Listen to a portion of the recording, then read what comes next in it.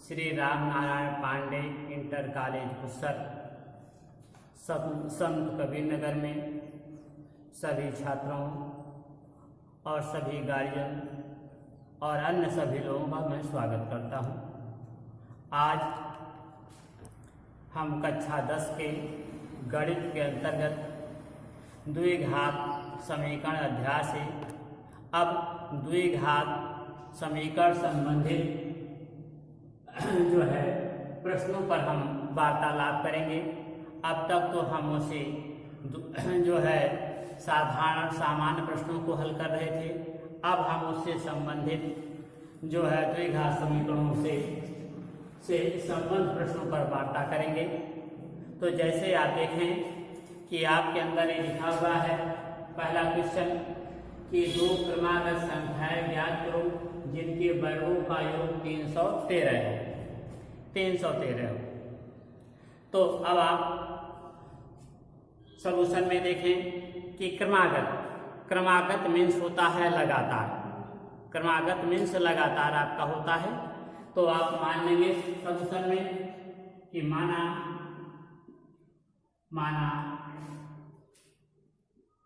पहली संख्या x है।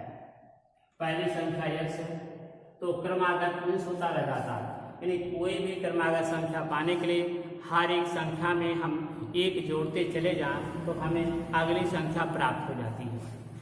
इसलिए दूसरी क्रमागत संख्या बराबर हो गया x+1। अब आप देखें कि x+1 है आपका। अब प्रश्न दिया है जिनके वर्गों का योग, तो इसलिए प्रश्नानुसार यानी प्रश्न के अनुसार पूछा हुआ है x² धन x+1 का होल स्क्वायर बराबर उनके वर्गों का योग दिया हुआ 313 है आपका। अब आप इन्हें ओपन करें। आपका x² धन a धन b का होल स्क्वायर से x² धन 1 का वर्ग धन 2ab2 इंटू x इंटू 1 बराबर 313। और अब ये आपका सजाती राशि से जोड़ दें तो 2x² धन आपका a आपका धन 2x बराबर 313। अब इसको पक्षांतर करेंगे।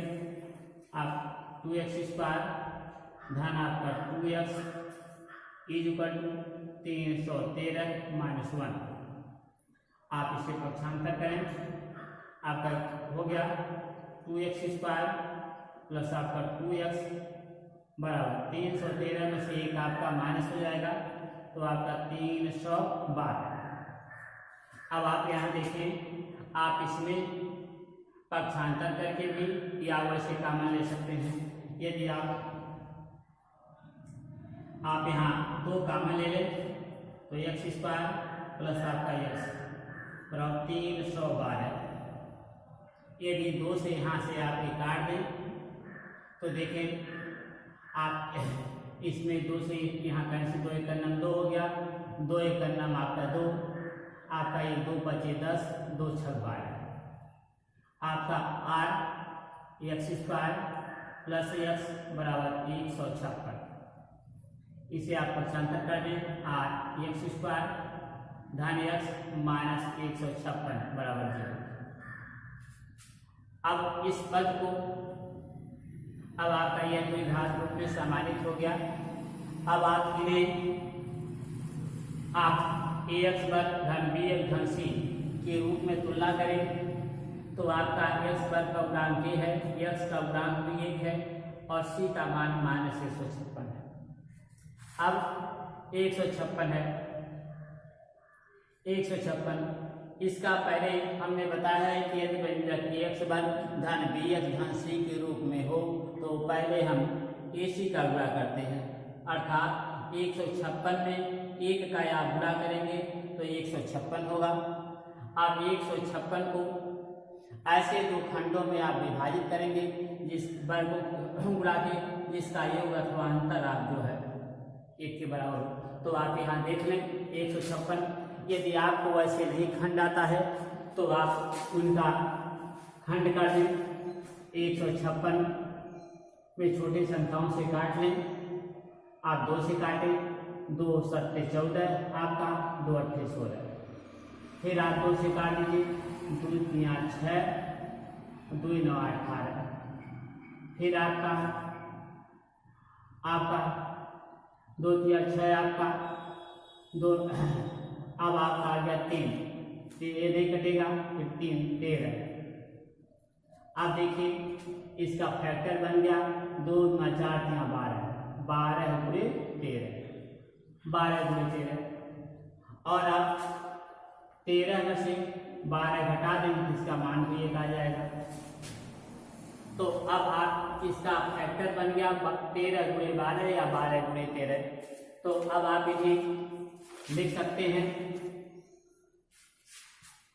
आप फैक्टर करेंगे तो हम यहाँ लिखते हैं डिग्री x² प्लस, आप अपने द्वारा कोई चीज का परिवर्तन नहीं करेंगे, 13 माइनस 12 इंटू x माइनस 156 बराबर 0 आपका। अब ये आप कोष्टक खोलेंगे x² प्लस आपका 13। तो आप ये देखें, अब ये जब आपने यहाँ खंड कर दिया तो आप इसे मल्टीप्लाई करें। तो अब आप यहाँ हम ऊपर ले चलते हैं, इसे लिख सकते हैं आप x² माइनस ये आपका प्लस 13x आपका माइनस 12x माइनस 156 बराबर आपका 0, 156 बराबर 0। अब आप दोनों पदों का समूह बनाएंगे, x² प्लस आपका 13x एक कोष्टक में, और माइनस यहाँ माइनस सामने लेंगे तो माइनस माइनस का उल्टा प्लस होता है, 12x प्लस आपका 156 एक कोष्टक में इज इक्वल टू 0।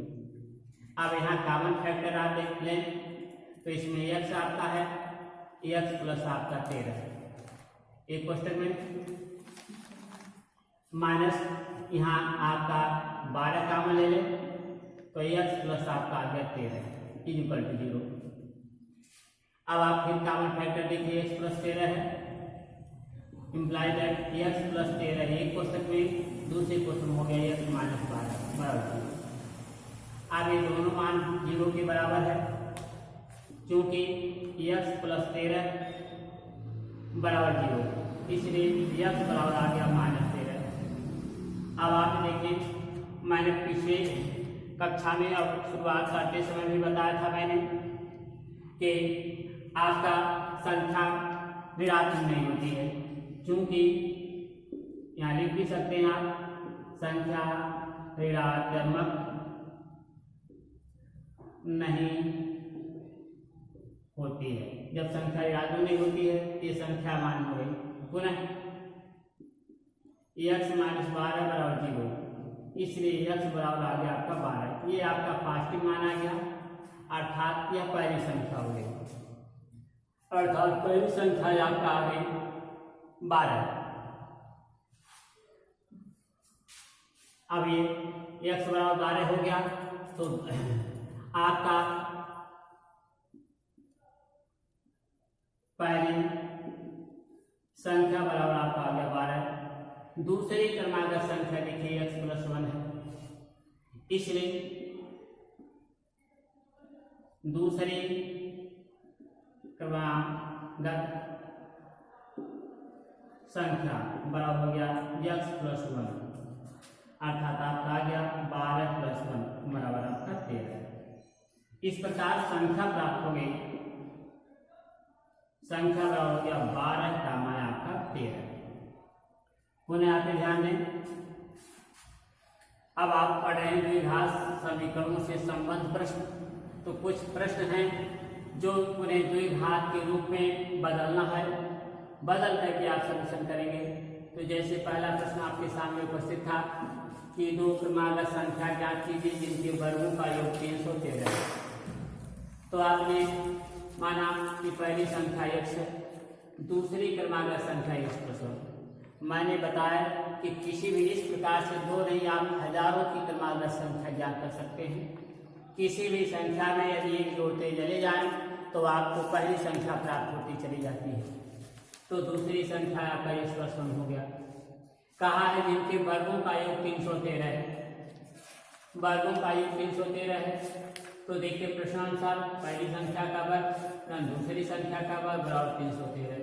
अब आपने इसको ओपन किया, x स्क्वायर प्लस 1 का वर्ग प्लस 2 इंटू एक्स बराबर 313, अर्थात आपने सॉल्यूशन बनाया तो आ गया 2x square plus 1 plus 2x बराबर 313। आपने इसे पक्षांतर कर दिया। अब आपका आ गया 2x स्क्वायर प्लस 2x बराबर 312।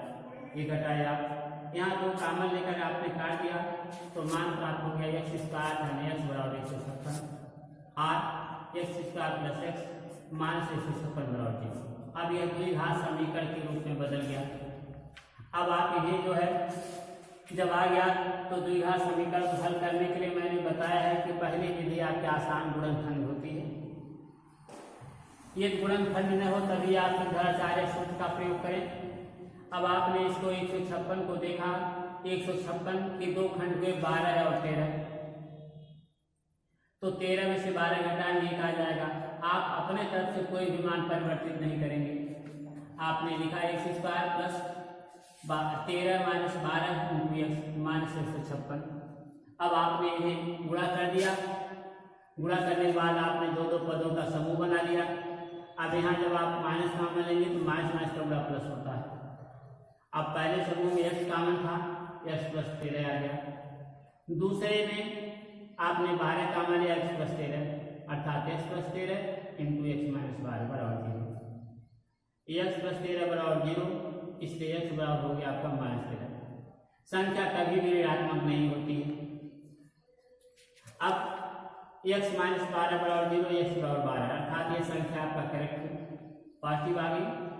तो इस प्रकार पहली संख्या आपकी 12 हुई, दूसरी संख्या आपकी क्रमागत x प्लस 1 है, तो बराबर आपका x प्लस 1 अर्थात 12 प्लस 1 बराबर 13। इस प्रकार आपकी संख्या प्राप्त हो गई 12 और 13।